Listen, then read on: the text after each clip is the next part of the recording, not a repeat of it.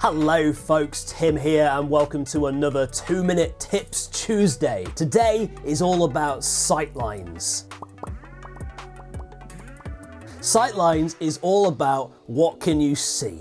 If you're anything like me, you run projects in spaces that have multiple rooms. They could have corridors and doorways and sneaky corners and cloakrooms and entranceways and fire exits and loos. It's important that you know as a leader that all those spaces are being properly monitored. Not only is that for everyone's safety, but it means you can notice young people who need extra attention.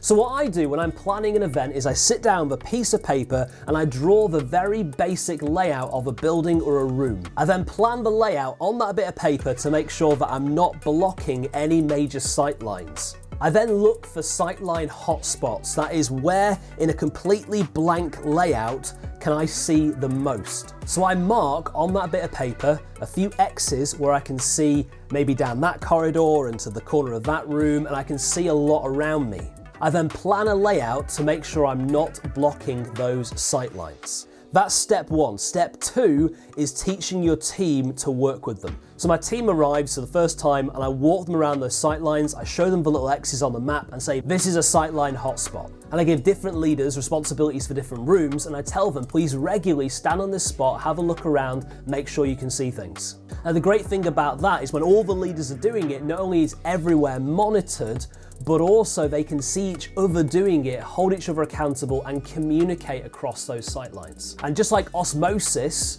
this means leaders can say, actually, I've got a lot of young people over here. Do you reckon you can bring me another leader? Or hey, I've got a couple of younger people here who need extra attention. I'm gonna go to them for a while. Can you spare someone to come into my zone and keep an eye on these sightlines?